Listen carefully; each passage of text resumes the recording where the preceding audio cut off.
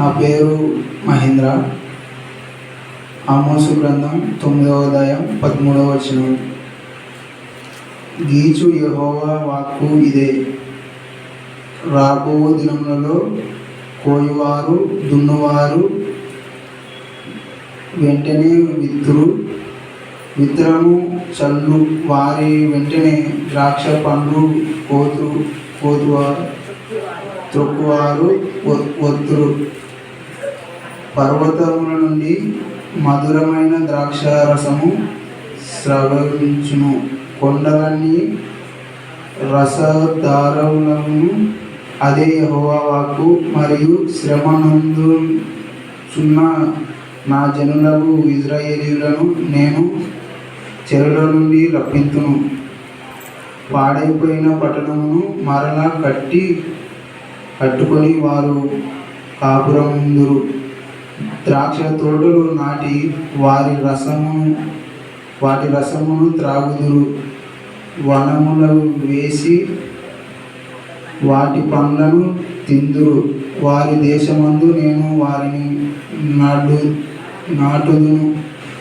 నేను వారికి ఇచ్చిన దేశములో నుండి వారు ఇక పెరికి వేయబడని నీ దేవుడైన యెహోవా సెలవిచ్చుచున్నాను. అక్కడికి వందనాలు, పెద్దమ్మకి దేవునికి వందనాలు. నా సాక్ష్యం ఏమంటే, ఫెస్ట్ నమ్ముకున్నప్పుడు అందరూ ఇంటి మీద కూర్చి ఫెస్టే మీరు సంబరంతోనే నమ్ముకుంటున్నారు. మీ కొడుకుల పెళ్ళి జరిగేటప్పుడు తెలుస్తుంది, మీకు పిల్లని ఊరిస్తారు. నీ బతుకు కావాలని పవని తిట్టినారు, నన్ను తిట్టినారు, నా దేవుని కూడా తిట్టినారు. తిట్టే ఆ వల్ల నేనేం పట్టించుకున్నలే అని, మాకి ఆ దేవుడే ఉండాలా, ఆ దేవుడే చేస్తాడు అన్నాను. ఇక నేనైతే మర్చిపోయినా, దేవుడు మర్పించినాడు నాకు బాధలల్లా.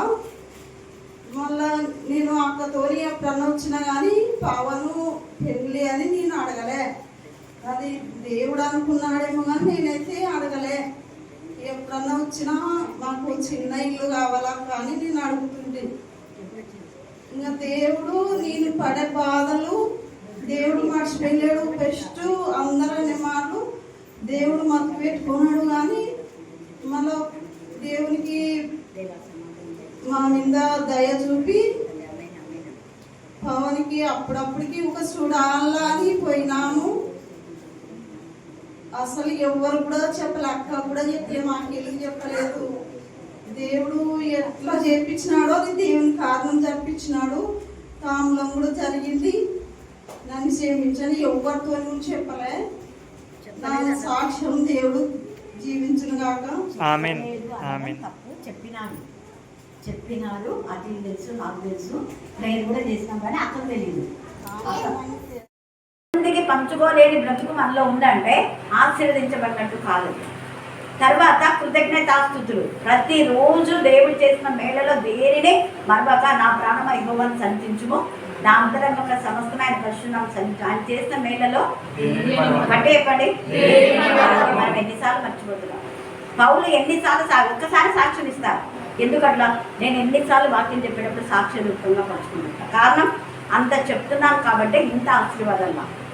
మీరు కూడా ఎక్కువగా సాక్ష్యాన్ని పంచుకోండి. ఈ వాక్యం ప్రభు బల్లలో పాలు పొందిన ప్రతి ఒక్కరూ ప్రభుని ఏదో ఒక విధంగా ప్రకటించాలి. కాబట్టి మనం ప్రకటించే వారంగా. అలా లేకపోతే శిక్ష వస్తుంది, రోగాలు వస్తాయి, బలహీనులైతారు, నిద్ర వస్తుంది. వీటన్నిటి నుంచి విడిపించబడి దేవునికి మహిమకరంగా నూతన బలాన్ని, నూతన శక్తిని పొందుతున్నాం కాక. ఆమేన్, ఆమేన్, ఆమేన్. ఆయన అప్పగింపబడినటువంటి చేస్తున్నాడు. శాంతిని మీరు జ్ఞాపకం చేసుకొని ఒక వారంలోనే ఆవిడకు పెళ్లి చూపులు జరగడం, దేవా నా ప్రభ మరి తాంబూలం జరగడం, వివాహం జరగడం మీరు చేశారు. మీరు అడిగిన వాటికంటే, ఊహించిన వాటికంటే అధికమైన మేలు కలుగు చేయగల సర్వశక్తిమంతుడు. అలాగనే అక్క నా ప్రభ నా తండ్రి ఆమె రక్షణ పొందినప్పుడు వారి పిల్లల వివాహంలో ఎలాగవుతాయని ఎంతగానో మా తండ్రి ఆమె తెలియజేసిన ప్రతి మాట, మీకు సన్నిధిలో చేసిన ప్రార్థన మీరు ఇంత త్వరగా జవాబిచ్చినందుకు మేము స్తుతిస్తున్నాం. దేవా పవన్ జీవితం నా తండ్రి మీరు ఆశీర్వదిస్తానన్నారు, మీరు ఆశీర్వదించినారు తండ్రి. స్తోత్రం దేవా. చాపవలసిన బిడ్డకు మీరు జీవాన్ని ఇవ్వడానికి ఆ బిడ్డ జీవిత పర్యంతము నీ బిడ్డగా నీ సాక్షిగా ఉండాలనే ఆ తల్లి మీరు చేసిన మేలలో దేని మరొక ఎల్లప్పుడూ నేను స్తుతించగలుగుతున్నందుకు నీకు వందనాలు చెల్లిస్తున్నాం దేవా. నిశ్చితమైతే పవన్ యొక్క వివాహము నీకు మహిమకరంగా, ఆశీర్వదంగా, ఘనంగా, మర్యాదగా, పరిశుద్ధంగా జరుగులాగున మీ కృపాసనం దాయించమని ప్రార్థిస్తున్నాం. కానా అనే వివాహము తండ్రి ఇంటిలో జరిగింది ప్రభా, చర్చిలో కాదు దేవా. వివాహం జరిపించడం మా తండ్రి ముఖ్యంగా పెళ్లి కుమారుడు పెళ్లి కుమార్తె పరిశుద్ధంగా ఉండడమే అది ఘనం దేవా. ఎక్కడ వివాహం జరిగింది అన్నది కాదు ప్రభా, జీవితాలు పరిశుద్ధంగా ఉండాలి దేవా. చక్కని త్రోవని బిడ్డలు మీరు నడిపించినందుకు నేను స్తుతిస్తున్నాం. మీకే స్తోత్రం, మీకే స్తోత్రం, మీకే స్తోత్రం, మీకే స్తోత్రం, మీకే స్తోత్రం. ఈ వివాహములకు సమస్తము సమకూరు జరిగింపచేయమని ప్రార్థిస్తున్నాం. అలాగనే నా ప్రభనాథాన్ని వాతావరణం కూడా మీ అంత్యంలో మీరు ఎంచుకోండి. వారి అక్క వాళ్ళ కుమార్తెలకు పూర్ణ రక్షణ, వారి అన్నులకు పూర్ణ రక్షణ, వారి అక్క వాళ్ళ అన్నలకు కూడా నా తల్లి దేవ జ్ఞానం, వివేకం మీరు దయచేయండి. అందరూ సంతోషంతో ఈ కార్యక్రమం జరిగించాలి. కరుణా పుంజంలో నా తల్లి దేవ మరి అక్క మీరక్కను బట్టి నేను స్తుతిస్తున్నాం. ప్రతి ఒక్కరూ మీ చిత్తానుసారంగా ముందుకు సాగడానికి మీకు కృప దయచేది కాక. అలాగనే మహేంద్రను బట్టి మేము మీరు ఆత్మలో అప్పుడే ప్రేరేపణ ఇవ్వకపోతే కరుణాపీఠంలోకి రాడు తండ్రి. ఎవరిని ఆశీర్వదిస్తానో వారిని నడిపిస్తాం మీరు ముందే వాగ్దానం చేశారు. యెహోవా ఆశీర్వాదమే ఐశ్వర్యం, యెహోవా ఎందుకు భయమే ఆశీర్వాదం తండ్రి. ఆశీర్వదించి విరిచి ఇది నా శరీరం అన్నారు యేసయ్య. మేము మీ శరీరాన్ని తింటున్నప్పుడు మీ శరీరంలో ఉన్నటువంటి మహిమ, మీ శరీరంలో శక్తి, మీ శరీరంలో పరిశుద్ధత, మీ శరీరంలో ప్రభావం దేవా, మీ శరీరంలో మహిమ మాకు దయచేసినందుకు మేము స్తుతిస్తున్నాం. అలాగా ప్రతి ఆదివారం నా ప్రభ నా తల్లి ప్రభు వల్లలో పాల్గొంటున్న బిడ్డలను, అలాగే నా ప్రభ ఇంటి దగ్గర ఉన్నా కూడా పవన్ మరి నా తల్లి ఆ అక్క వాళ్ళ అత్తమ్మ తీసుకోవడం ద్వారా మీరు ఇచ్చిన అద్భుతమైన స్వస్థత, ఆశ్చర్యకారం బట్టి మేము స్తుతిస్తున్నాం. అలాగే నా ప్రభ ఈ సమయంలో ప్రభు వల్లలో పాల్గొనే ప్రతి బిడ్డ నేను ప్రకటించే బిడ్డగా దేవా, నేను కనపరిచే బిడ్డగా ఆత్మల సంపాదన భారం దయచేయమని ఏ నామమున ప్రార్థిస్తున్నాం తండ్రి. ఆమేన్, ఆమేన్, ఆమేన్. మళ్ళీ చెప్తున్నా,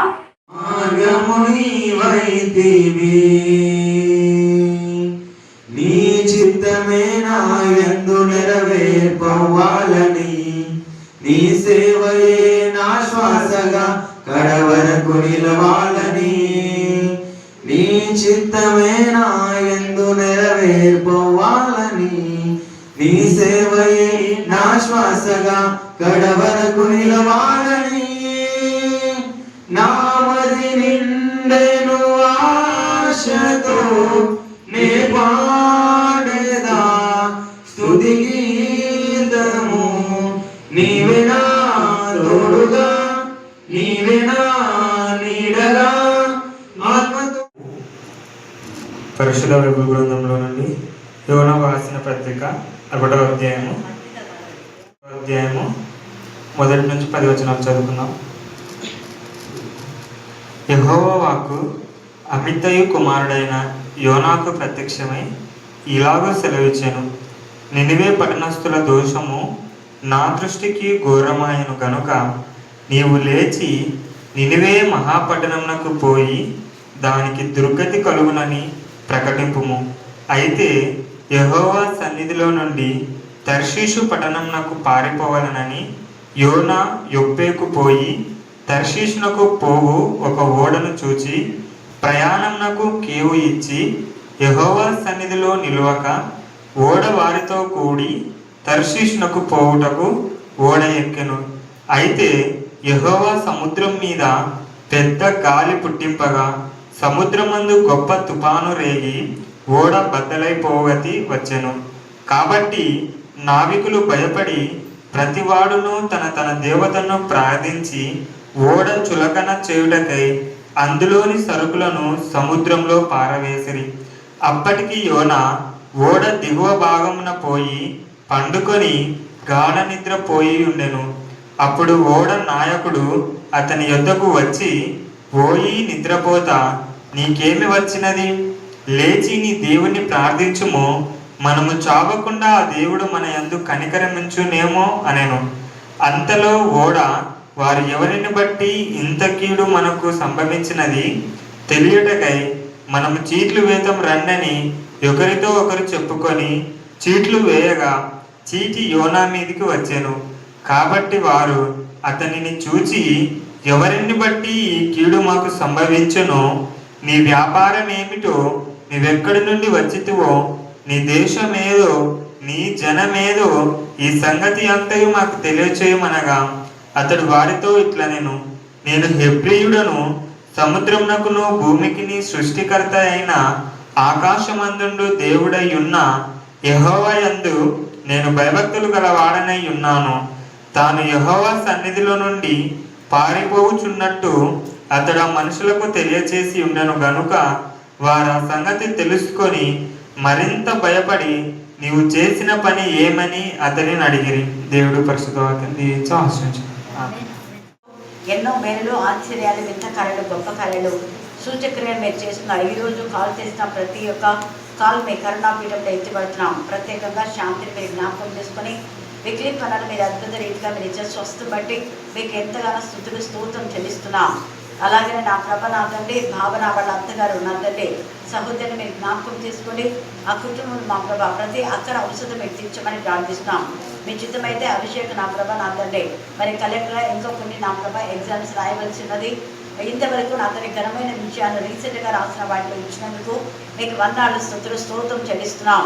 దేవా మీకే స్తోత్రం, మీకే స్తోత్రం, మీకే స్తోత్రం, మీకే స్తోత్రం, మీకే స్తోత్రం. అలాగే నా ఆశ నా ప్రభావం మరి కొంతమంది రాయబోయే ఎగ్జామ్లో మీరు వారికి జ్ఞానాన్ని వివేకం దాయించమని ప్రార్థిస్తున్నాం. స్తోత్రం దేవా, కనికరించండి, కృప దాయించండి, కృప దాయించండి, కృప దాయించండి. మరి ముఖ్యంగా అనేక మంది బిడ్డలు నా తల్లి దేవా పండుగలకు వర్షం రాలేదు అని ఎంతో సఫర్ అవుతున్నారు ప్రభా. నా తల్లి కనికరించండి, కృప దాయించండి. మీ మహా కనికరం, మీ దయ, మీ జాలిని బట్టి నా ప్రభా గతంలో మీరు చేసిన మేళ్ల కంటే ఎక్కువ మేలు చేయగల సర్వశక్తిమంతులని నేను విశ్వాసం ఉంచడానికి మీ కృప దాయించమని ప్రార్థిస్తున్నాం. అన్యులకు మీరు ఇస్తున్న దేవుని భయాన్ని బట్టి మేము స్తుతిస్తున్నాం. దేవా మీకే స్తోత్రం, మీకే స్తోత్రం, మీకే స్తోత్రం, మీకే స్తోత్రం, మీకే స్తోత్రం, మీకే స్తోత్రం. అలాగనే నా ప్రభ నా తండ్రి మరి దూర ప్రాంతం నుంచి నా ప్రభ జైన్ కూడా నడిపించుండగా సహవాసంలో దేవా ఆ బిడ్డ నా ప్రభ దేనికోసమే వచ్చిందో ఆ పనిలో సఫలం చేయమని ప్రార్థిస్తున్నాం. వారి కుమార్తె కూడా రక్షణ దయచమని ప్రార్థిస్తున్నది. ఆ స్తోత్రం దేవా యేసురాజు నా ప్రభ నా తండ్రి జ్ఞాపకం చేసుకోండి, యోసేపుని జ్ఞాపకం చేసుకోండి, కనికరించండి, కృపదాయించండి. ఆవిడ జీవితాన్ని మీరు సెట్ చేయబోతున్నారు. మేము స్తుతిస్తున్నాం. మీకే స్తోత్రం, మీకే స్తోత్రం, మీకే స్తోత్రం, మీకే స్తోత్రం. దేవా నిండేని సమయంలో ఇక్కడ పరిచయం చేసిన వీళ్ళందరినీ బట్టి నా ప్రభ ముఖ్యంగా మంచిని నా ప్రభ నా తండ్రి మరి మేరీ వాక్యం చెప్పిండగా అందుకు సహకరించిన వీళ్ళందరినీ బట్టి నా అందరినీ మేము స్తుతిస్తున్నాం. దేవా మరి సెల్ విషయంలో కూడా అఖిల్ మా తండ్రి దేవుడు వారు చేసిన ప్రతి పరిచయలో చేసుకుంటే యోనా గురించి మనం ఈ రాత్రి నేర్చుకోబోతున్నాం. అమిత్తై కుమారుడైన యోనా. ఎవరు చెప్పండి? మళ్ళీ చెప్పాలి. యోనా వాళ్ళ నాన్న పేరు ఏం పేరు? అమిత్తై. ఏం పేరు? అమిత్తై. అమిత్తై కుమారుడు ఎవరు? అమిత్తై కుమారుడు ఎవరు? అమిత్తై అనే పదానికి అర్థం ఏంటంటే సత్యము తెలియజేయాలి. సత్యము తెలియజేయటం అని అమిత్తై అంటే తండ్రి. తండ్రి గుణ లక్షణాలు. కుమారుడి పేరేమో యోనా అంటే ఏం పేరు? ఇంతకుముందు చాలాసార్లు అర్థం గువ్వ. Very good. గువ్వ పావురం. అది నిష్కలంకమైంది పావురం, కలంకం లేనిది. ఒక గువ్వ అయినా ఒక పావురం పిల్లైనా బలికి అవి మాత్రమే. పక్షులలో చాలా పక్షులు ఉన్నాయి, పక్షి జాతికి చెందినవి రకరకాల పక్షులు ఉన్నాయి. కానీ వాటన్నిటిలో దేవుడు ఏర్పాటు చేసుకున్నది గువ్వ, లేకపోతే గువ్వల జత అయినా పావురపు జత అయినా ఉంది. పావురం నిష్కలంకురాలు, గువ్వ కూడా నిష్కలంకురాలు. రెండు గువ్వలు వేటగానికి దొరికితే దేవుని సెలవు లేకుండా ఒక్కడి కూడా తప్పిపోతారు. హల్లెలూయా, హల్లెలూయా, హల్లెలూయా, హల్లెలూయా, హల్లెలూయా. దేవుని సెలవు లేకుండా అంటే దేవుని చిత్త ప్రకారమే మనం ప్రతిజ్ఞ చేయాలి. దేవునికి వ్యతిరేకంగా ఏం చేసినా కూడా అది భయంకరమైన దావానల అగ్ని. ఏంటి చెప్పండి? భయంకరమైన దావానల అగ్ని. అర్థం తెలుసా? దావానల అగ్ని అంటే అగ్ని ఒక చోట అంటుకుందంటే అదంతా కూడా మొత్తం అంటుకుపోతుంది అనమాట. అంటే మన యొక్క లైఫ్లో ఒక శోధన ఇచ్చిందంటే శోధన వెంట అదేంటి నాచును మనం ఒక్కొక్కటి సపరేట్ తీస్తామా? తీయలేదు.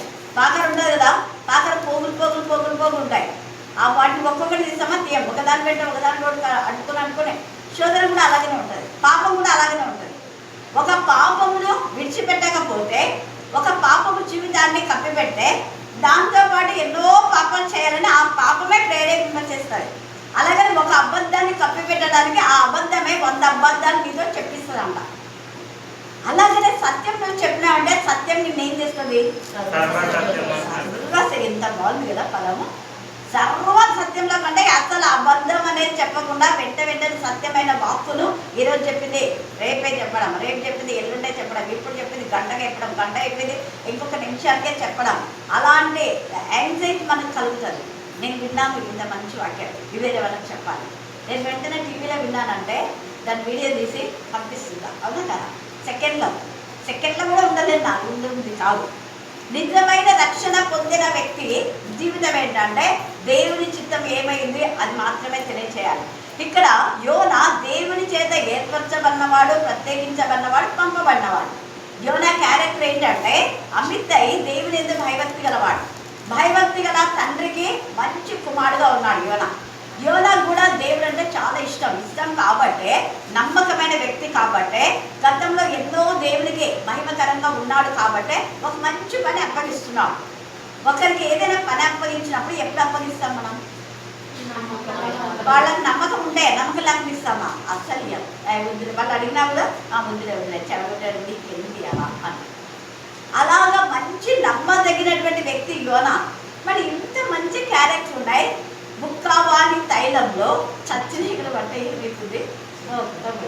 దుర్వాసన. ఇన్ని క్యారెక్టర్స్ ఉన్నాయి యోనా. చూడండి ఏం చేసినాడు అక్కడ. ఒకటి, అక్కడ దేవుడు ఏం చెప్పాడు అంటే నినివే పట్టణస్తుల దోషము నా దృష్టికి ఘోరమైంది. ఏమైందంట? ఇప్పుడు గూడూరు వాళ్ళ యొక్క మరి ప్రజల యొక్క దోషం నా దృష్టికి ఘోరంగా అంటాడు దేవుడు. ఈయన ఘోరంగా ఉంది, నేనంటే ఇంకా ఘోరంగా ఉంది. మరి ప్రకటించొద్దా మనం? ప్రకటించకపోతే ఇదిగో యోనాకు వచ్చింది వస్తుంది. మనం ఎక్కడ మనం ఆలోచన ప్రకటిస్తున్నామా, ప్రకటించడం లేదా? ప్రతి ఒక్కరికి ప్రతి దానికి వెంటనే నేను చెప్తుంటా ఫలాంది ఈరోజు జరిగింది అంటే నేను వెంటనే ఫలాంది ఎవరికైనా ఏమైనా జరిగిందనుకో వెంటనే గతాన్ని గుర్తు చేసుకుందాం. ఎగ్జామ్లో గుర్తు చేసుకొని ఫలానప్పుడు వీళ్ళకి నేను చాలా చెప్పాను కానీ వీళ్ళు వినలేదు అని వెంటనే చెప్పేస్తాను వెంటనే. కాబట్టి మీరైనా అంటే వాళ్ళు విననందుకు వాళ్ళకి పరిస్థితి జరిగింది. ఇప్పుడు చెప్పినందుకు మీరు కూడా ఏం చేయాలా? వినండి అని అర్థం. మీరు వినకపోతే మీకేంటిది? సేమ్.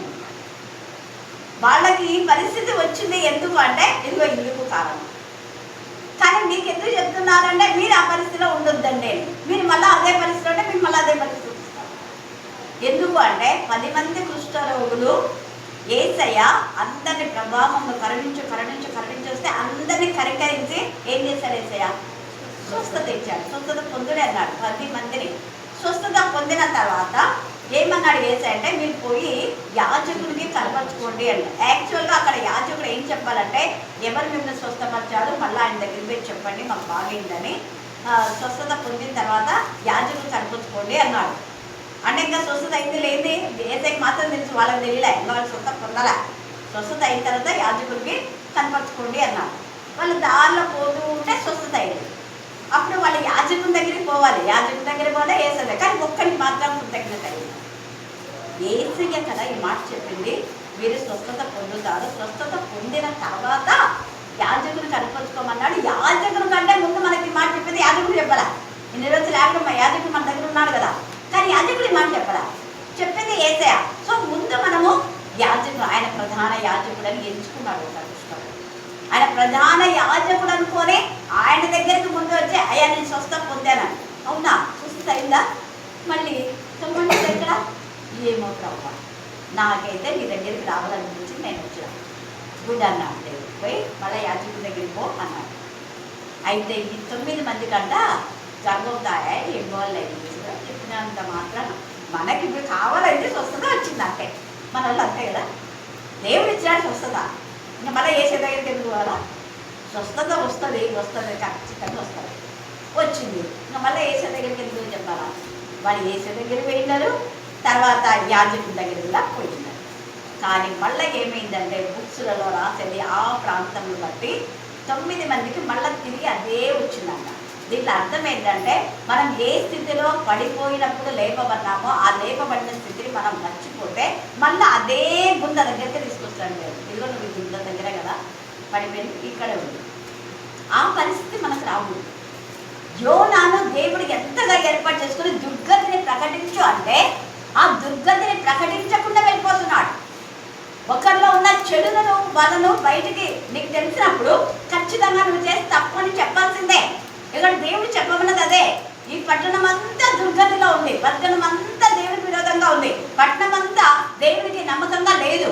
కాబట్టి భయంకరమైనటువంటి ఆ యొక్క ఘోరమైనటువంటి విపత్తు, ఉగ్రత అందుకోకుండా వితౌట్ దే నాలెడ్జ్ వాళ్ళు ఊహించని విధానంలో ఉప్పెనలాగా ఉగ్రత రాబోతుంది. కాబట్టి నువ్వు పై చెప్పుకో అంటే చెప్పకపోతే ఉగ్రత వాళ్ళు పాడైపోని అనే కదా ఈ పద్ధతి. మనల్ని కూడా చాలా మంది విశ్వాసం ఇట్లా ఎవరు పాడైపోతే నాకేంటి చెప్పిందే. ఒకవేళ ఏసే కనికరించి దేవుడు కనికరించి వాళ్ళకేంటి ఎనిమిది కదా చెప్పింది అవ్వదు. మాకు ఏమనుకున్నాం మేము, మా 4 ఫాదర్స్ అంతా మేమంతా బిలీవర్స్ తెలుసా. మేము 50 ఏళ్ళ నుంచి ఎగ్జామ్లో పోతున్నాం చర్చికి, మాకేం రాదు. కానీ నువ్వేం చేసినా మాకు శాపం వస్తున్నావు కదా, ఏడొచ్చి శాపం చదవదు కదా అంటారు అని యోనా ఏం చేసినంటే చెప్పలే. కానీ ఇక్కడ చూడండి, అయితే యెహోవా సన్నిధి నుండి ఎక్కడి నుంచి అంట ఎంత బాధ. విరాత్రి కాల సమయంలో కరుణా పీఠం నుంచి నువ్వు పారిపోతున్నావేమో, లేదా దేవుని సన్నిధిలో నువ్వు వాక్యం చదువుతున్నావు, ప్రార్థన చేస్తున్నావు, ధ్యానం చేస్తున్నావు, దేవునితో మాట్లాడుతున్నాడు. దేవునితో ఉన్న నీ అనుబంధాన్ని మరి బ్రేక్ చేయడానికి అపవాది ఏదైనా కృత్యం చేస్తే నువ్వు వెళ్ళిపోతున్నావా? ప్రార్థన పిలిచి, వాక్యం పిలిచి, వాక్యానికి రాకుండా, దేవుని సన్నిధికి రాకుండా, లేదా దేవునితో ఇచ్చినటువంటి ఆ సమయాన్ని నువ్వు బ్రేక్ చేసి వేరే దానికి వెళ్ళిపోతున్నావా? చేయకుండా. అది ఒకటే, ఇది కూడా ఒకటి. యెహోవా సన్నిధి నుండి నిలువక, ఎంత బాగా చెప్తున్నాడు, యెహోవా సన్నిధిలో నిలువక ఓడ వారితో కూడా తర్షించునకు పోవడకు ఓడ ఎక్కడు. దేవుడు ఏం చెప్పినాడు నినివేకు, ఈయన ఎక్కడ పోతున్నాడు? తర్షించు. నీ స్వబుద్ధిని ఆధారం చేసుకోవాలి. సామెతలు 3వ అధ్యాయం 8వ వచనం చదవండి. ఏం వర్కౌట్ కాదు, స్వబుద్ధిని ఆధారం చేసుకునే ఏది వర్కౌట్ కాదు. 3వ అధ్యాయము 8వ వచనం. అప్పుడు నీ దేహమునకు ఆరోగ్యమును,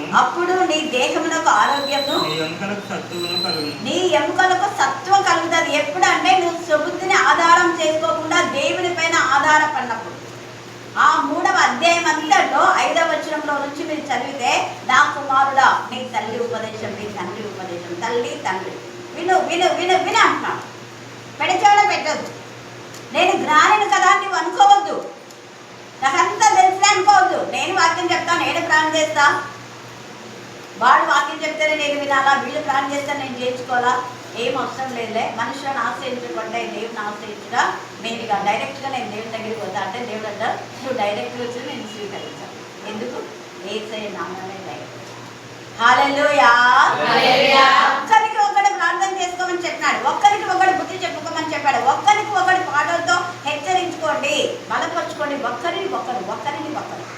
అలా చేసుకోవడం కోసమే యేసయ్యనే స్వయాన తండ్రి అయిన దేవుని కుమారుడు అయినప్పటికీ ముగ్గురు తీసుకువెళ్ళి నా కోసం ప్రార్థన చేయాలా అంటే యేసయ్యకి ప్రార్థన రాదా? వచ్చు కదా, వచ్చారా? ఆయనే ప్రార్థన నేర్పించారు. ప్రభా మాకు ప్రార్థన నేర్పించిన ఆయనే. నేర్పించిన యేసయ్య ఏమంటున్నాడు అంటే, శిలువకు వెళ్ళే ముందు నా కోసం ప్రార్థన చేయాలా? ఒకసారి అన్నాడు, మళ్ళీ రెండోసారి నా కోసం ప్రార్థన చేయాలా, మూడోసారి నా కోసం ఒక గడియను మెలుకొని ఉండలేదా? ఇంత బాధతో నాతో కలిసి ప్రార్థన చేయండి, నేను చేస్తాను, మీరు చేయండి, మీ సపోర్ట్ నాకు కావాలి. అందరూ చేయవలసారు, మీరు కూడా వెళ్ళిపోతారా అన్నాడు. ఎక్కడికి వెళ్దాం ప్రభా, జీవజల ఊటైన నిన్ను అని అన్నాడు. కానీ ఆ మాట వరకే. నిరూపించుకున్నాడా? నిరూపించుకోలేదు. రుజువుపరుచుకునే విధానంలో మన బ్రతుకులు ఉండాలి. యోహాను ఒక్కడే రుజువుపరుచుకున్నాడు. హల్లెలూయా, హల్లెలూయా, హల్లెలూయా. ఇక్కడ అందుకనే దేవుని యొక్క సన్నిధిని కాకుండా నీ సొంత ఆలోచనలో స్వబుద్ధిని ఆధారం చేసుకుని నీ ఇష్టానుసారమైన విధానంలో వెళ్ళదు. ఎప్పుడు కూడా నేను ఏదైనా తీసుకుంటే మళ్ళీ వేరే వాళ్ళ ద్వారా ఖచ్చితంగా అడుగుతాను. ఈరోజు కూడా కొత్త సెల్ ఫోన్ కొనుక్కోపోవడానికి నేను ముందు ఫస్ట్ ట్రై చేసుకున్న తర్వాత అటు వాళ్ళు ఏదో కొన్ని చేసినారు. అప్పటికే నా సెల్ అది ఆఫ్ అయిపోయింది. మళ్ళీ అడగడానికి లేదనమాట. ఇంకేం చేయాలో నాకు అర్థం కాలేదు. తర్వాత కొత్త సెల్ తీసుకున్నాను నా అడ్డలని చెప్తే అటు 2 ఇచ్చినాడు అక్కడ. ఆ సెల్స్ 128 GB, తర్వాత 256 GB 2 ఇస్తే మొదట అతను చెప్పిండు. కానీ ఎందుకు అంత కాస్ట్ తీసుకోవాలని, నాకు దేనికైనా ఎక్కువ కాస్ట్ పెట్టాలంటే అదే దాంట్లో ఇంకొక 30,000 కదా 2 సార్లు 15,000 15,000 తీసుకొచ్చుకోరా ఇలా తీసుకుంటాను. కొత్తది వాడేస్తా మళ్ళీ ఇంకోటి తీసుకొచ్చుకురా. ఇప్పుడు పాత సెల్ అది 14,000 చిల్లర ఎంతో గిఫ్ట్. అది నాకు తెలియదు అది అంటే అది అంత ఇదిగా ఉండదు అన్నట్టు వీళ్ళు అన్నారు. నాకు తెలియదు, అప్పటికి అదే మంచిదని అన్నారు. 3 ఇయర్స్ బ్యాక్ 3 ఇయర్స్ అయింది నాకు అది వచ్చి. అయితే నేను అతను అన్నాడు 256 GB మంచిది మేడం తీసుకోండి అని అంటున్నాడు. 23,000 అన్నాడు. అంటే సరే ఇంకోటి 20లో ఏమైనా ఉందా అంటే ఇది చూపిస్తున్నాను. సరే నేను అప్పటికే తీసుకున్నా. ఇంకా నేను తర్వాత వచ్చేసి కదా పిల్లలు అన్నారు 256 తీసుకుంటే బాగుంది అని. మంచి పలకడదా మీరు చెప్పాలి కదా, ముందే చెప్పిందే. నేను ఆల్రెడీ పోతాను నిన్ననే చెప్తాను సెల్ పోయింది ఖచ్చితంగా ఈరోజు పోవాలా అని. తర్వాత ఇంకోటి ఏదో సెకండ్ హ్యాండ్ బాగుంటుంది అది కూడా అంటే అక్కడ కూడా ఉంది ఒకటి 10,000కే 256. బట్ నా అదేంటి ఎందుకు తీసుకోవాలి సెకండ్ హ్యాండ్, ఇదే కొంచెం తక్కువ తీసుకుని మళ్ళీ ఇంకోటి తీసుకోవచ్చు కదా, ఈ ఉద్దేశంలో వెళ్ళిపోతా. నేను ఇంకా అలాగే ఎంతో తీసుకొచ్చాను. మళ్ళీ తర్వాత బాగుంది అని అనుకోండి, అది మంచిగా సెట్ చేస్తాను. నేను తీసుకొస్తాను.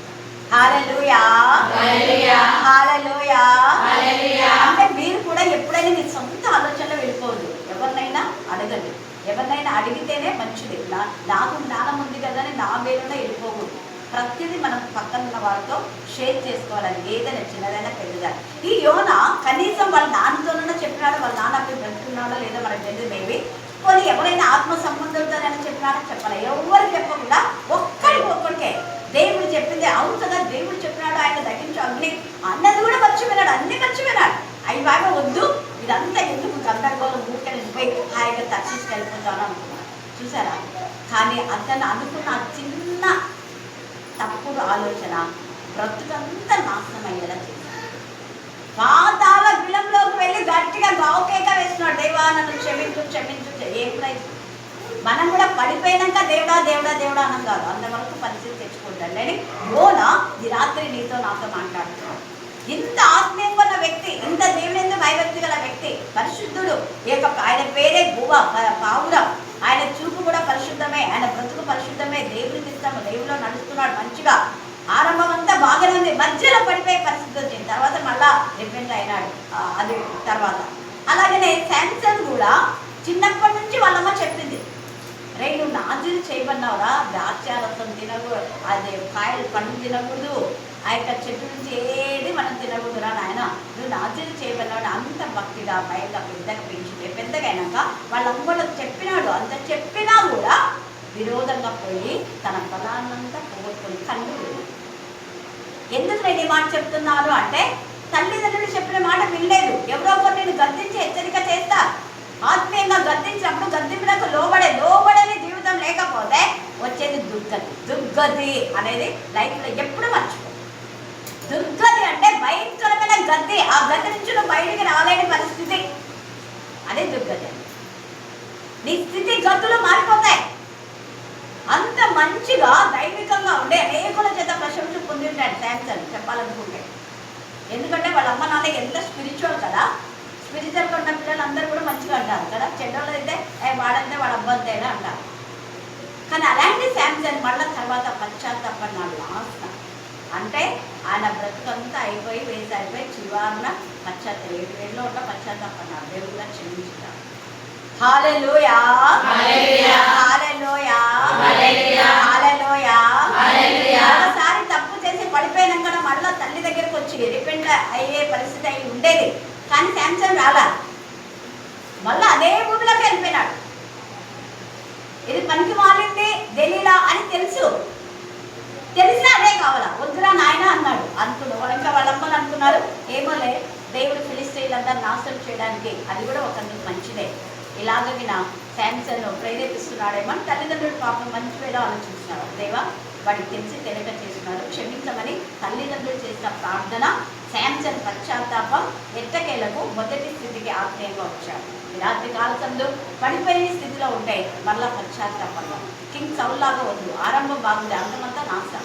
కింగ్ సొలొమోన్ అంత జ్ఞానం ఉన్న ఆత్మ జ్ఞానం లేదు. భూలోకం అందరినీ జయించే శక్తి ఇచ్చినాడు దేవుడు, అందరికంటే ఎక్కువ సముద్రైన జీవితం ఇచ్చాడు. కానీ ఆత్మీయ స్థితిని కోల్పోయాడు. ఏ ప్రయోజనం? ఏం ప్రయోజనం? రాజ్యం విభాగింపబడింది. ఎంత అవమానం! అంత పెద్ద రాజు 40 సంవత్సరాలు నెమ్మదిగా పాలించినటువంటి రాజు అవివేకంతో స్వబుద్ధిని ఆదరించే సొంత ఆలోచన, సొంత తెలివితేటలు ఎప్పటికీ వర్కౌట్ కావు. మన లైఫ్లో గుర్తుపెట్టుకుందాం. మనం వాక్యానుసారంగా వెళ్ళాలి. దేవుని దగ్గరికి వెళ్తే దేవుడు సొల్యూషన్ మనకు ఏర్పాటు చేస్తాడు. అందుకే ఇక్కడ ఎంత చక్కగా చెప్తున్నాడు. యెషయా 1వ అధ్యాయము 18, 19 చదవండి. యెషయా 1:18-19.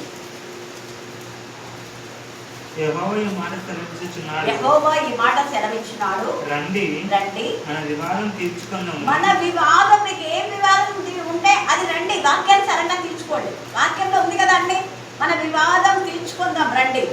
మీ పాపములు రక్తం వలె, మీ పాపములు రక్తం వలె ఎర్రనివైనను అవి హిమము వలె తెల్లబడును. అవి హిమము వలె తెల్లబడును. కెంపు వలె ఎర్రనివైనను, కెంపు వలె ఎర్రనివైనను అవి గొర్రెబొచ్చు వలె తెల్లనివగును. చూడండి, గొర్రె బొచ్చులాగా యేసయ్య వధింపబడిన గొర్రెపిల్ల, తెల్లటి గొర్రె. ఆయన ఎక్కడ చూసినా మనకు తెల్లగొర్రె చూపిస్తారు కదా యేసయ్య పక్కన. ఎందుకు ఏమో మరి. హల్లెలూయా. బలికి వాడడానికి ఎర్ర గొర్రెని కావాలి, తెల్ల గొర్రె కాదు. ఎర్రటి పెయ్య, ఎర్రటి పెయ్యను, దాని మీద వెంట్రుకలు ఉండవు, ఏం ఉండవు. తెల్ల వెంట్రుకలు ఒక్కటి కూడా ఉండవు, మచ్చ ఉండవు, చిన్న పొడవులు ఉండవు. అలాంటిదే దేవుడికి ప్రతిష్ఠిస్తాం. అయితే ఇక్కడ నిజంగా దేవుని పరిశుద్ధత కోసం అక్కడ తెల్లని పరిశుద్ధత తెలుగు పావులం, తెల్లటి పావులం పరిశుద్ధత ఉంటుంది. ఇక్కడ పరిశుద్ధంగా ఉన్నటువంటి ఈ యొక్క యోనా జీవితం అంతా మానసికంగా కుంగిపోయాడు. తను ఒక్కడికే కాదు, తను చేసిన అవివేకం పనికి ఎంతమంది బాధపడాల్సి వచ్చింది. ఇది ఇక్కడ ఈరోజు మనం నేర్చుకోవాల్సింది, నీ అవివేక పనికి నీ ఇంటి వాళ్లకు బాధ తేవద్దు, నీ దేశానికి బాధ తేవద్దు, నీ ఊరికి బాధ తేవద్దు, నీ సంఘానికి బాధ తేవద్దు. నీ సంఘానికి అవమానం చేస్తున్నావేమో. ఇక్కడ చూడండి, ఆయన చేసిన అవివేక పనికి డబ్బులు ఇచ్చి బాధ తెచ్చుకున్నాడు. చాలా మంది డబ్బులు ఇచ్చి బాధ కొనుక్కుంటున్నారు.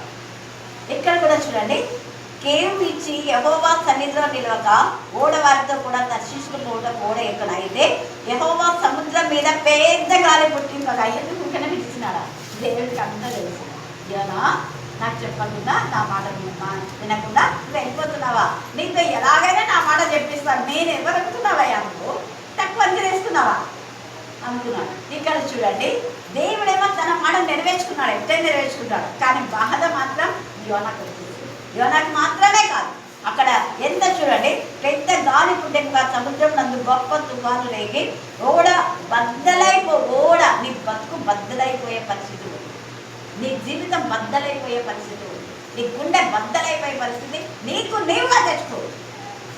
ఈ రాత్రి దేవుడు మనందరితో మాట్లాడు. నీ స్వ అభిప్రాయాలను బట్టి నీకు నీవుగా బద్దలైపోయే పరిస్థితి, బాగా గుండె కోత. ఇక్కడ బద్దలైపోయే పరిస్థితి ఉంది. బ్రతుకు బద్దలైపోతుందా? ఒకసారి ఆలోచించుకో. కాబట్టి నావికులు భయపడి, అప్పుడు నావికులు భయపడినాడు. ప్రతి వాడు ఏం చేశాడ? తన దేవతను ప్రార్థించినారు. వాళ్ళకి ఒక్కొక్కరికి ఒక్కొక్క దేవతలు ఉన్నారు, అందరూ ఉన్నారు అక్కడ. అన్ని చాలా మంది అన్యులే. దేవుడైతే భయభక్తి గలవాడు, యోనా ఒక్కడే ఉన్నాడు. ఒక్కసారి మనం ఆలోచిద్దాం. మొత్తం అంతా ఎంతమంది ఉన్నారో అంతమంది అన్యులే, ఒక్కడు మాత్రమే యోనా. అయితే వీళ్ళందరూ తమ దేవతను ప్రార్థిస్తుంటే అక్కడ ఈయన మాత్రం ఏం చేస్తున్నాడు? నిద్రపోతున్నాడు. మనం కూడా అట్లా చేస్తున్నాం. ఎవరికి కనుక నాకేం తక్కువ అనుకుంటున్నాడు. ఏదైనా హెల్ప్ చేయమంటే ఆయన నాకేం లేదు అనేది బాగా నిద్రపోతుంది. లేకపోతే పని పాట లేకుండా కూడా తిరగడం చేయొచ్చు. ఖచ్చితంగా 10 మందికి సహాయపడే విధానంలో ఉన్నాడు. ఇక్కడ యోనా ఎవరికి తనకు తానుగా హెల్ప్ చేసుకోలేకపోగా, ఇతరులకు హెల్ప్ చేయలేకపోగా నిద్రపోతున్నాడు. అందుకే ఆయన పేరు ఏమని పెట్టినాడు? ఏ పేరు? ఓయి నిద్రపోత, ఓయి పనికి రానోడా, ఓయి పనికి రానోడా అంటే అలాగే అనిపించుకుంటున్నాడు. అబ్బా బంగారు కొడుకు అనిపిస్తాడు, బంగారు బిడ్డ అనిపించున్నాడు. ఇక్కడ చూస్తే నిజంగా ఎంత ఇదిగా చూడండి, నిద్రపోతా అన్నాడు. ఓడ నాయకుడు అతని యుద్ధకు వచ్చి ఆ మాట చెప్పి, నీ దేవుని ప్రార్థించు, నీ దేవుని అంటే ఈ మాట నాకు చాలా నచ్చింది. వాళ్ళందరూ వాళ్ళ దేవతను ప్రార్థించారు, కానీ ఫలితం ఉందా? ఏం ఫలితం? అందరూ వచ్చేస్తున్నారు. మేమంతా మా దేవతను ప్రార్థిస్తాం, ఏమి ప్రయోజనం లేదు. నీ దేవుని ప్రార్థించు నువ్వు. ఎంత నమ్మకం! ఈరోజు నాకు బస్సులో కలిసినారు. ఎవరైనా అంటే ఈ సరోజన వల్ల వదిన కూతుర్లో ఎప్పుడు వస్తుంది కదా ప్రార్థనకు బాగా. ఆ పాప ఎంత సంతోషపడింది, లేచి నాకు ఇచ్చింది. నేను పక్కన కూర్చోమా మళ్ళీ అని కూర్చోబెట్టుకున్నా. ఇంకా బస్సులో అంతా ఇప్పుడు అక్క మీ దగ్గరికి వచ్చినప్పుడు మాకు ఎంత బాగుంది అసలు అన్ని చూడడం లెక్కనే మీరు తెచ్చుకున్నారు కదా అనుకుంటారా. నేను నెలకు ఒకసారి రమ్మని చెప్తున్నాను. ఇక్కడ మీరు వేరే పోతున్నారు, ఉద్యోగాలు పోతున్నారు నాకు తెలుసు, కానీ నెలకు ఒకసారి రావచ్చు కదా. ఎప్పుడైనా గురువారం వచ్చి వాక్యం తీసుకోమా అనుకున్నా అని చెప్పిన. ఎప్పుడు అక్కడ చెప్పండి నేను చెప్పామని చెప్పింది అన్న అని చెప్తుంది, నాతో చెప్తుంది. మళ్ళీ నేను చెప్పినప్పుడు చెప్పినావే చర్చలా నీకు కూడా చెప్పినా నాకు బాగానే అని. కాబట్టి ఇక్కడ కూడా చెప్పినా కదా, వచ్చి చెప్పమ్మా ఏం కావాలేదు. రూతుకు పెళ్లి కాలేదు, ప్రపోజల్ కోసం పెళ్ళి ఆ రూతు ఆ పాప ముగ్గురు ముగ్గురి కోసము ప్రే చేసే వాళ్ళము చేసుకున్నాము కూడా. మీరు ఉంటే ఇప్పటికంతా అయిపోయింది, వేరే వాళ్ళకంతా ఫిక్స్ అయిపోయింది. తెలుసాక అదే మేము అనుకున్నాం ఇంట్లో. ఇప్పుడు అది అనుకున్నప్పుడన్నా రావచ్చు కదా, అది అనుకున్నప్పుడన్నా రావచ్చు కదా. హల్లెలూయా హల్లెలూయా హల్లెలూయా. అంటే దైవికంగా మేలు పొంది ఎప్పుడు కూడా మనం ఫాల్ డౌన్ కావద్దు. అది నాకు దేవుడి గురించి తెలిసి కూడా ఏ పని చేస్తున్నాను. అందుకనే వీళ్ళందరికీ ఏమైపోయింది అంటే నీ దేవుని ప్రార్థించు అని మళ్ళీ ఏమన్నారు, నువ్వు అసలు నువ్వు ఎక్కడి నుంచి వచ్చావని చెప్పేసరికి గుండె కదిలిపోయింది వాళ్ళు. అంటే వాళ్ళంతా యెహోవా దేవుడి గురించి విన్నారు, దేవుడి యొక్క గొప్పతనం వాళ్ళకి తెలుసు, దేవుడు అంటే వాళ్ళకి భయం. అందుకనే అన్నాడు చూడండి, నేను హెబ్రీయులను సముద్రమునకును భూమిని సృష్టికర్త అయిన ఆకాశమందును దేవుడై ఉన్నా యెహోవా యందు నేను భయభక్తులు కలవాడనై ఉన్నాను అన్నాడు. అప్పుడు మన యొక్క మాటల్లో మనం చూస్తే వేరే వాళ్ళైతే మీ దేవుడైనా సృష్టికర్త, మా దేవుడు కూడా సృష్టికర్తే అని ఎంత ఇదిగా వాదిస్తారు కదా. కానీ మీరు అప్పటికే వాదించాలి, తీసుకున్నారు. ఎందుకంటే ప్రార్థించాలి, అక్కడ ప్రయత్నం లేదు. ఇప్పుడు వాదించినా కూడా సిగ్గుపోతారు. వాళ్ళ దేవతలనే వాళ్ళు ఎవరు ఏం చేయలేరు, కారణం వాళ్ళ సృష్టికర్తలు కాదు కాబట్టే. కానీ ఇక్కడ వాళ్ళకు అర్థమయ్యే విధానంలో సృష్టికర్తను అయిన దేవుడి సన్నిధించి నేనొచ్చు. ఈ సముద్రంలో ఇదంతా సృష్టించేవాడు ఆయనే. నేను తప్పు చేశాను, నేను పొరపాటు చేశాను, ఇది నా వల్ల వచ్చిందని నాకు తెలుసు, ఒప్పేసుకున్నాను. అతిక్రమం దాచిపెట్టేవాడు ఎప్పుడు వాడిని ఒప్పుకోవాలి, విడిచిపెట్టాలి. ఇక మీద చేయకూడదు, ఇక మీద ఇలా ఎక్కడ చేసినట్టుగా లేదు. అప్పుడు అతను ఒప్పుకొని అంటున్నాడు కదా, నన్ను తీసే మీరు పడవేయండి. మనం అంటామా నా నుంచే వచ్చిందివే అని? అస్సలు ఒప్పుకో. నీ నుంచి అంటే నా నుంచి అంటవే, నీ నుంచి వచ్చింది, వాడి నుంచి వచ్చింది, వీటి ఎప్పుడు పక్క వాళ్ళని వాళ్ళని వీళ్ళని. కానీ యోనం చేయలేదు, మంచి క్యారెక్టర్. హల్లెలూయా హల్లెలూయా. అక్కడ ఒక మంచి క్యారెక్టర్ అనుకోవచ్చు. ఇంకొకటి విసిగిపోయినాడు ప్రాణం మీద, చచ్చిపోయినా బాగుంటాడు. అవును, నేను మళ్ళీ వెనక్కి పోయి దేవుడు ఇలా ప్రకటించమన్నా నీవే పెట్టని ప్రకటిస్తావులే అంటున్నాడా మనల్ని గురించి. ఇంత తెలిసి కూడా మళ్ళీ అక్కడికే వస్తాను, అక్కడికే ఏ అదే చెడ్డ ఆలోచనకే. నేను తప్పు చేశాను, వెనక్కి పోతాను, నేను మళ్ళీ పోయి వాళ్ళకి ప్రకటిస్తాను అనే పదం మాట్లాడడం లేదు. చచ్చిపోతాను, సముద్రం పడితే బతుకుతాడు ఎవరన్నా, చస్తా. నేను చస్తే మీకు బాగుంది. దేవుడు చావుకి కింద తీసుకొచ్చి పడేస్తే దేవుడు ఎంత కృపగలుగుతాను చేయగలుగుతాను. తర్వాత మిగతాది మనం ధ్యానించుకోవాలి. ఈ రాత్రి కావలసిన మన సొంత ఆలోచనలు దేవుడి చిత్తానికి మనం వెళ్తే ఎంతో ఆశీర్వాదం. అది కష్టమైన నష్టమైన దేవుడు మేలు చేస్తాం. దేవుడి చిత్తానికి విధేయత చూపించాలంటే యోగుకు రెండంతల ఆశీర్వాదం దేవుడు ఇచ్చినాడు. అలాగా దేవుని చిత్తానికి నెరవేర్చండి రాహాబు ఆ భయంకరమైన పరిస్థితిలో ఆమె నరక అగ్ని గంధకాలు నిత్యంగా కాలిపోయిన వాళ్ళందరూ మళ్ళీ నరక అక్కడ కాలిపోయినారు. మళ్ళీ ఇంకా ఎప్పుడు లైఫ్ లాంగ్ వాళ్ళు కాల్చబడుతూనే ఉన్నారు. వాళ్ళు ఇక్కడ కాలుని శవాలవడం అయిపోయిందే కాదు, నిరంతరం నరకాగ్నిలో ఉంటారు. కానీ రాహాబు యొక్క మంచి ఆలోచన, తను మంచిగా ఉండి తన వాళ్ళని కూడా కాపాడుతుంది. మనం బాగా ఉండి ఇతరులను బాగు చేద్దాం. మనం బాగుండి వాళ్ళు బాగలేకపోతే నాకేంలే అని అనుకోండి. మనకు ఏమైనా పర్వాలేదు, మనం తీర్చుకున్నా పర్వాలేదు, మనం దేవుని చెప్పవలసిన విధానంలో చెప్తాం. దుర్గతి పడుతుంది అని చాలామందికి మనం చెప్పాలి. ఈరోజు నేను అదే అన్నా, మనిషి యొక్క జీవితం చక్కగా వాడేది మనీ వాడాలి. అప్పటికి చెల్లొచ్చితే చూద్దాం అనుకున్నా, ఇంకా రోజు చూద్దాం అనుకుంది. ఎంత అర్థం లేదు ఏ పాటికి జీవితం ఇప్పుడు ఇంతలో ఉంటే అంతలోనే మాయమైపోయింది. ఎవరు అనుకోలే. ఇప్పుడు యెషయా భర్త ఎవరు అనుకోలే అసలు. యాక్చువల్గా అతను అప్పుడు ఎప్పుడు ఆటో యాక్సిడెంట్ అప్పుడే చచ్చిపోలేదు. దేవుడు అద్భుత రీతిగా ప్రతిరోజు ప్రే చేసుకునేవాడే. అక్క పెయింట్ చేస్తున్నారు అయ్యంశం నూనె అయిపోతే మళ్ళీ నూనె అయిపోతే బాగా కొంచెం కుండేవాడు కర్రతో పట్టుకున్నాడు బాగా నడవడం మొదలు వెళ్ళాక ఉన్నాను వచ్చేవాళ్ళు అప్పుడప్పుడు వద్దు నేనేమంటా అంటే మనం చనిపోయినా పర్వాలేదు ఎప్పుడైనా చనిపోవచ్చు ప్రభువులో ఉండి చనిపోవాలంట ఇలాగ ప్రభువులో ఉండి చనిపోతే నో ప్రాబ్లం దేవుడు చనిపోలేదు కానీ దేవుడికి బాధ పెట్టింది దేవుడు చేసిన వేళను మర్చిపోయి విశ్వాసఘాతకులే చనిపోయే పరిస్థితి రావాలి దేవుడికి ఇష్టంగా ఉండి దేవుడి పిల్లలుగా ఉండిపోవాలి దేవుడు ఏ లేఖన భాగాన్ని దీవించి ఆశీర్వదించుగాక ఆమె ఆమె ఆమె చివరి సర్వోన్నతుల సర్వాధికారి సర్వమైన మహా గొప్ప దేవ మీ ఘనమైన శ్రేష్టమైన అపూర్వమైన పాదములకు లెక్కలేని వందనాలు కోట్లాది స్థుతులు స్తోత్రం చెల్లిస్తున్నానయ్యా ప్రభువా గడిచిన కాలం అంతయు మీ కృపలో మీ కనికరం చెప్పడం మీరు మమ్మల్ని అందరినీ కాచి కాపాడి ఈ క్షణం తండ్రి సర్జీలకుల్లో మీరు మమ్మల్ని అందరి నుంచి మీ వాక్కు వినుటకును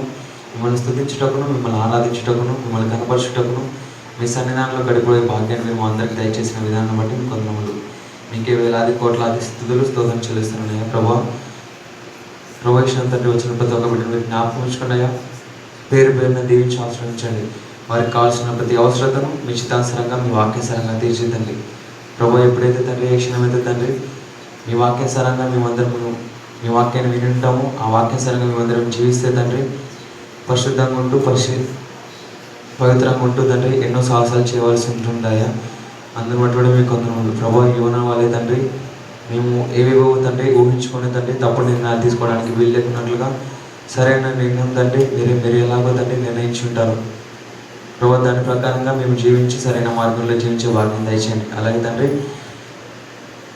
ప్రభు కాలేజెస్లో తండ్రి చేరవలసిన ప్రతి బిడ్డను మీరు జ్ఞాపకం ఉంచుకోండి వారికి చక్కటి శ్రేష్టమైన కాలేజీ మీరు దయచేయండి మీ చిత్తానుసారంగా ఎలాగైతే తండ్రి క్షణం ఉంటున్నారో కాలేజీలో కూడా తండ్రి మీ వాక్యానుసారంగా జీవిస్తూ ఆత్మీయతలు ఎదుగుతూ చుట్టూన్న వారందరికీ తండ్రి దీవెనకరంగా ఆశీర్వాదకరంగా మాదిరికరంగా ఉన్నట్లుగా సాయం చేయండి అలాగే పెద్దవారిని కూడా మీరు జ్ఞాపకం ఉంచుకోండి వారికి ఉన్నటువంటి ప్రయాసంలో తండ్రి అదంతా తండ్రి వ్యర్థం కావడానికి వీలు లేకున్నట్లుగా వారికి మీరు చక్కటి విశ్రాంతిని దయచేయండి అలాగే మీ సేవకులను మరొకసారి మీరు జ్ఞాపకం ఉంచుకోండి వారు చేసినటువంటి సేవను మీరు జ్ఞాపకం ఉంచుకోండి మీ చిత్తానుసారంగా ఎవరైతే తండ్రి సేవ చేస్తుంటారో వారందరికీ తండ్రి సరైన దీవెనలు సరైన ఆశీర్వాదాలు వారికి వారి కుటుంబీకుల దగ్గర మీరు దయచేయండి వారు వెళ్తున్న ప్రతి మార్గంలో మీ ఆత్మశక్తిని తోడుగుంచి వారిని మీరే రక్షించండి అలాగే తండ్రి చిన్న బిడ్డలను జ్ఞాపకం ఉంచుకోండి ఎంతమంది